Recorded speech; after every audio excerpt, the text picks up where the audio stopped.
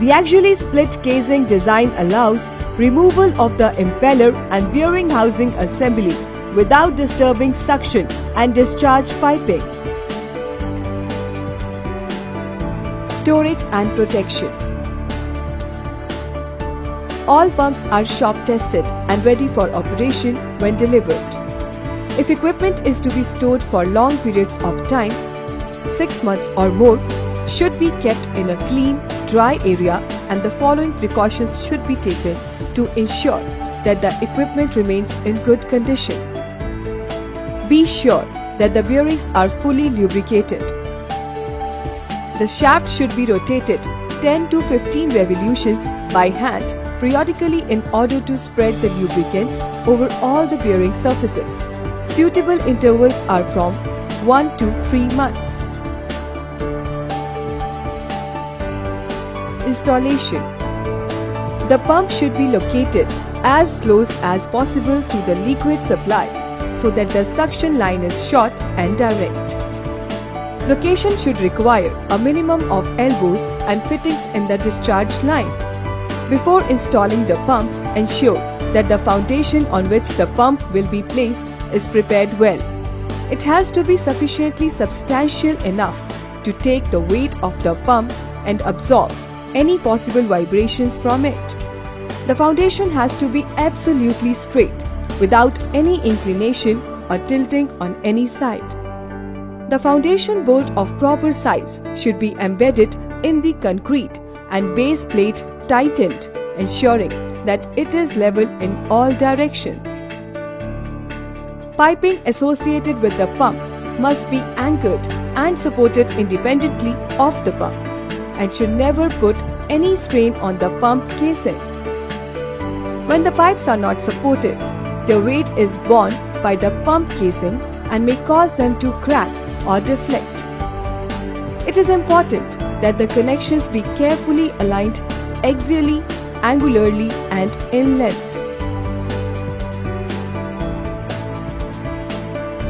Suction piping in case of static suction lift condition, negative suction.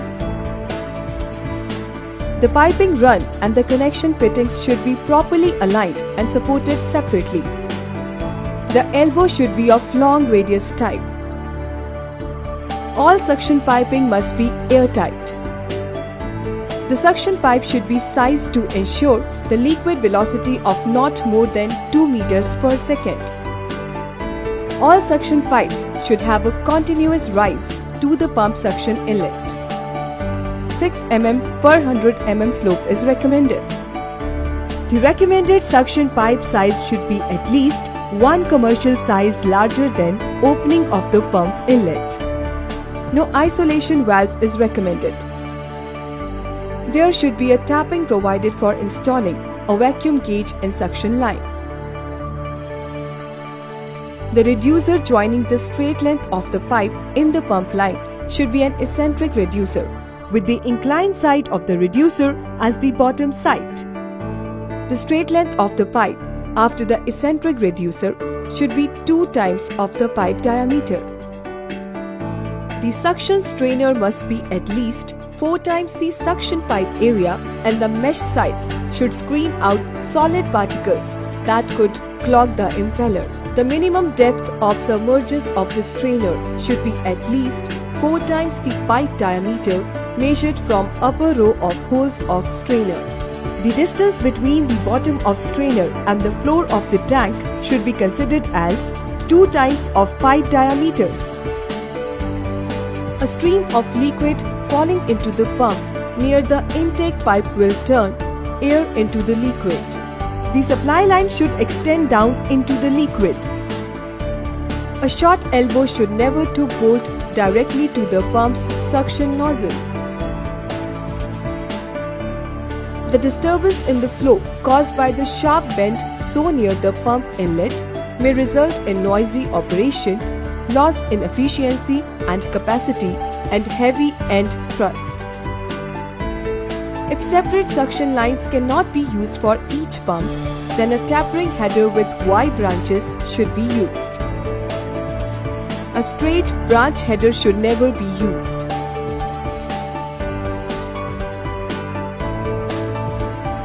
Suction piping in case of flooded suction condition. Positive suction. In case the water is being supplied to the suction through gravity, example, an overhead tank, a slightly different setup is needed. The elbow should be of standard type or of the long radius type. Isolation valve should be provided in suction line. The pipe supplying from the tank into the pump should have a descending inclination. The straight run of the piping leading to the pump suction nozzle should be at least 3 times to 6 times the diameter of the pipe from the upstream elbow. The suction pipe should be sized to ensure a liquid velocity of not more than 3 meters per second. There should be a tapping provided for installing a pressure gauge in suction line.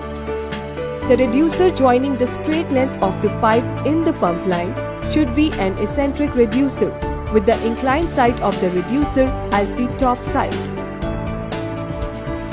Stuffing box seal connections are usually made from the top of the pump casing.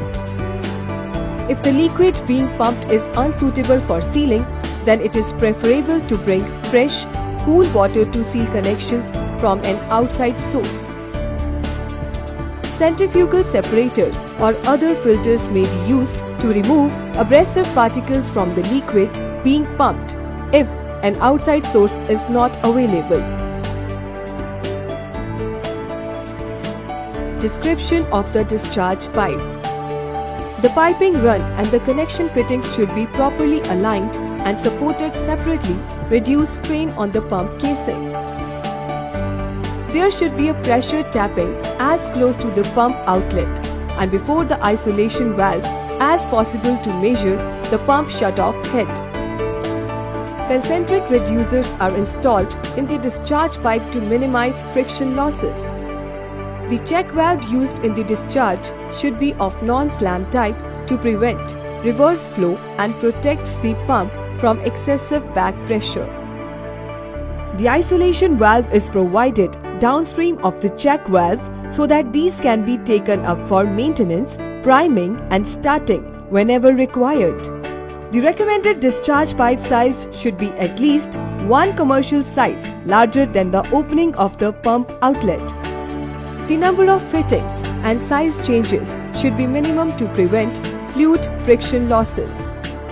Expansion joints may be used only after a careful piping analysis, especially when the discharge pressures are on the higher side. Installation of pump and prime mover. The pump and motor unit needs to be fitted firmly onto the base frame using nuts and bolts before fitting in any pipes. It is essential to confirm the distance between the shaft ends. In the subsequent step, the pump and motor are aligned to the final tolerance using a reverse dial gauge or a laser alignment tool. After the alignment is completed, the piping associated with pump should be bolted. Once this is completed, the alignment should be rechecked and similar readings should be obtained. If this is not the case, then the piping should be investigated and suitable corrections should be made.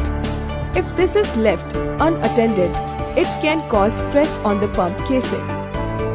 Misalignment may be the cause of noisy pump operation, vibration, premature bearing failure, or excessive coupling wear. Once the pump and motor have been coupled, test the movement manually by rotating it by hand to see if it is rotating smoothly.